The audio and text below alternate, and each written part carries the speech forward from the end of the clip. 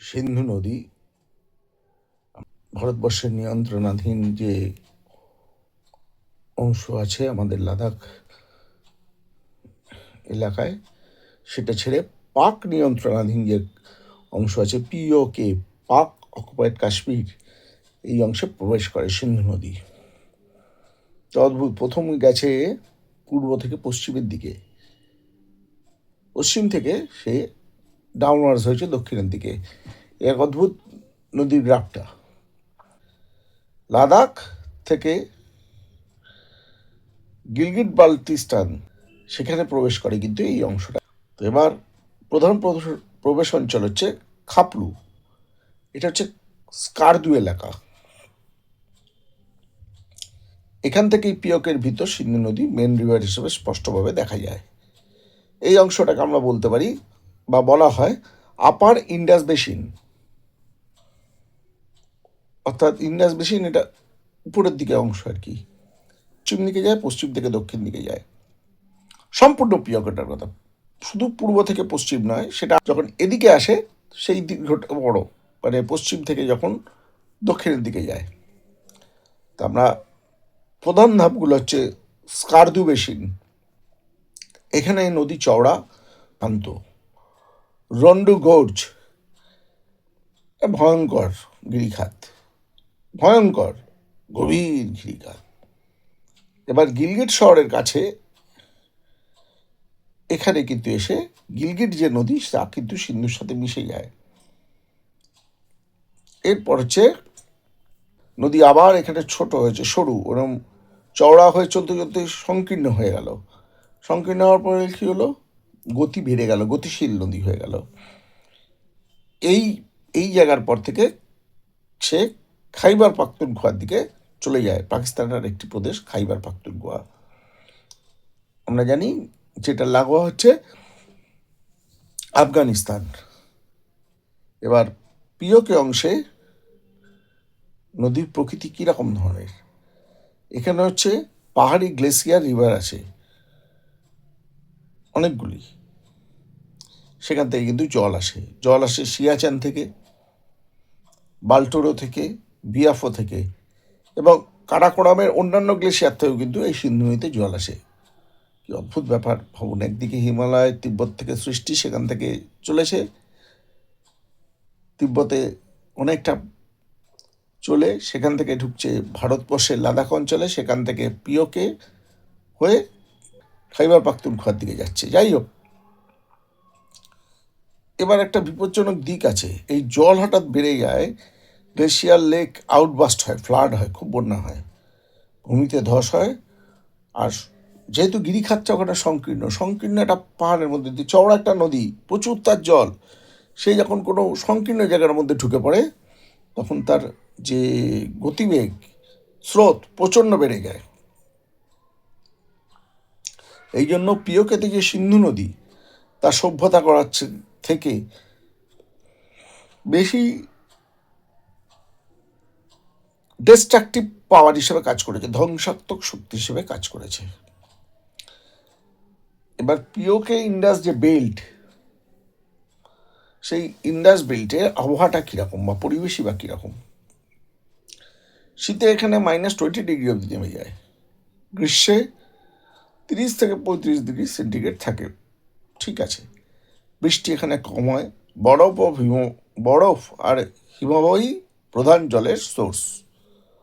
পরিবেশ হচ্ছে শুষ্ক পাহাড়, যে সবুজটা আছে গ্রিনারিটায় সেটা নদীর ধারেই মূলত আছে। নদী থেকে 200-300 মিটার দূরে গেলেই, অর্থাৎ দুপার থেকে যে নদী চলেছে তার দুপারে 200-300 মিটার মাত্র, মানে চোখে দেখা যাবে মরুভূমির মতো পরিবেশ। গাছপালা কি আছে, সিন্ধুর ধার ঘেঁষে পিওকেতে সাধারণ যে গাছগুলো আছে উইলো, পপলার, অ্যাপ্রিকট, অ্যাপেল, মালবেরি। এখানে একটা অদ্ভুত ব্যাপার, এটা বলার অপেক্ষা রাখে না, নদী না থাকলে কোনো গাছই ঠিকতো না। আর এখানে সেচে খাল কেটে নদীর জল মাঠে দেওয়া হয়, অর্থাৎ কৃষি জমিতে দেওয়া হয়। আর বন্যপ্রাণী আমরা জানি, বিরত বিরত প্রাণী হচ্ছে স্প্রো লেপার্ড, গোটা অঞ্চলটা জুড়েই, সিন্ধুর এই আপার বেসিন জুড়ে আমরা জানি সে তিব্বত বলুন, লাদাখ বলুন, আমাদের এই পিওকে বলুন, সবটাই আছে। আইবেক্স আছে, মার্খোর আছে, শেয়াল আছে, গোল্ডেন ইগল, আর আছে নদীর ধার ধরে আসে মাইগ্রেটরি যে বার্ডস পাখি, সে আছে। নদী দিয়ে নদীতে বড় মাছের সংখ্যা কম, পাহাড়ি ঠান্ডা জলে ছোট প্রজাতির মাছ থাকে। খনিজ সম্পদ কিন্তু পিওকে সিন্ধু উপত্যকায় অত্যন্ত সমৃদ্ধ। পাওয়া যায় কি, গোল্ড ট্রেস, নদীর বালিতে কিন্তু গোল্ড আছে, পাওয়া যায় কিছু কিছু জায়গায়। কপার, তামা, আয়রন, লোহা, মার্বেল, গ্রানাইট, জেমস্টোন যেমন অ্যাকোয়ামেরিন, টোপাজ, এগুলো কিন্তু পাওয়া যায়। কিন্তু দুর্গমতা, জায়গাটা একটু দুর্গম, বুঝতেই পারছেন, ওইরকম সংকীর্ণ গিরিখাত, খরস্রোতা নদী ইত্যাদি, এই পরিবেশগত যে ব্যাপারটা, ঝুঁকির একটা ব্যাপার আছে, রিস্ক ফ্যাক্টর আছে। এখানে ব্যাপক খনন হয়নি। এবার আসি কৃষি ও জীবনধারা। এটা সিন্ধু নির্ভর জীবন। নদীর জল ছাড়া কৃষি অসম্ভব। সেচে খাল কাটা হয়, খাল কেটে জল দেওয়া হয়। ফসল হয় কি, গম হয়, যব হয়, আলু হয়, ডাল হয়, ফলও হয়। আমরা জানি অ্যাপ্রিকট একটা খুব বড়, ওই গোটা অঞ্চলে অ্যাপ্রিকট হচ্ছে সব থেকে বড় বাণিজ্যিক শস্য, ফল। অ্যাপ্রিকটকে প্রসেস করা হয় ওখানে, অ্যাপেল, ওয়ালনাট আর আঙুর, গ্রেপ। এবার ওখানে যে জনগোষ্ঠীগুলো আছে সেই সম্পর্কে একটু জানি। সিন্ধু নদীর পিয়ক অংশে বসবাসকারী প্রধান জনগোষ্ঠী বাল্টি, এদের সোর্স কিন্তু তিব্বতী। সিনা, বুরুশো, ওয়াকি, এটা নর্থের দিকে আছে, উত্তর দিকে। ভাষা মূলত হচ্ছে বাল্টি, সিনা, বাংলায় উচ্চারণ করছি, ওখানকার যে ভাষা তার সঙ্গে একটা প্রভেদ থাকবেই।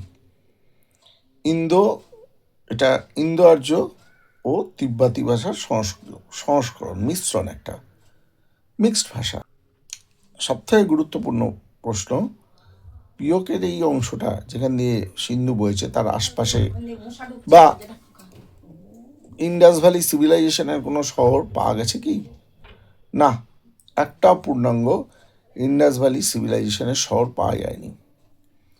কারণ এক, এটা ছিল সমতল ভূমি, ধীর নদী, বিস্তৃত কৃষি কর্মের উপর নির্ভরশীল। যেটা উপরের অংশ ছিল, আমাদের অংশে, ভারতের হাতে যেটা আছে। পিওকে অংশে কি আছে, পাহাড়, সংকীর্ণ গিরিখাত, হঠাৎ বন্যা। ওখানে কিন্তু কৃষিকাজ সেইভাবে হয়নি, আর আমরাও কোনো ওখানে ইন্ডাস ভ্যালি এর কিছু পাইনি যেখানে একটা শহর কেন্দ্রিক একটা সভ্যতা গড়ে উঠতে পারে। পুরো অঞ্চলটাই পাহাড়ি অংশটা, গিরিখাত, আর দুমদাম বন্যা হতো।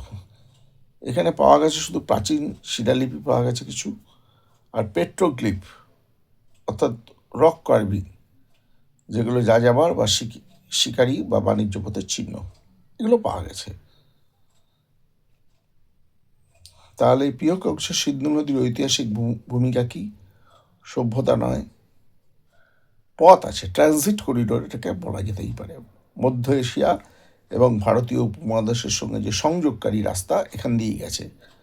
প্রাচীন বাণিজ্য, মানুষের চলাচলের রাস্তা এটাই ছিল। এই পিওকের যে সিন্ধু নদীর যে অংশ, সিন্ধু নদী পিওকেতে কোনো সভ্যতা করেনি, কিন্তু সভ্যতার পথ তৈরি করেছে, এটা নিশ্চয়ই বলা যেতে পারে। আজকে আমরা একটা খুব বড় অংশ দেখলাম সিন্ধু নদীর। পরবর্তী সিন্ধু নদী যে যাত্রা আমরা দেখব, এবং খাইবার পাখতুনখোয়া, তারপরে পাকিস্তান, সম্পূর্ণ পাকিস্তানকে কিন্তু কিভাবে কভার করেছে এই নদী, সেটা আমরা খুব ভালো করে দেখব। কারণ এই নদী থেকে কিন্তু, এই নদীর সঙ্গে কিন্তু ভারতবর্ষের সুগভীর সংযোগ। আজকের মতো আপনাদের চোখ থাকুক এবং অর্জুনে। সিন্ধু নদী বা এই সংক্রান্ত বর্ণনা আপনারা শুনুন, রেকর্ড রাখুন। একটা এত বড় মাপের নদী কোথা থেকে তিব্বত থেকে বেরিয়ে আমাদের এখানে আরব সাগরের কাছে এসে মিশেছে। একটা সুগীয় পৃথিবীর অন্যতম একটা বড় নদী, যা একটা গোটা সভ্যতাকে বহু কয়েক হাজার বছর ধরে পুষ্ট করেছে। তা সেই নদী সম্পর্কে আলোচনা হচ্ছে, আমরা জানছি নতুন করে। আপনাদের চোখ থাকুক এবং অর্জুনে। নমস্কার।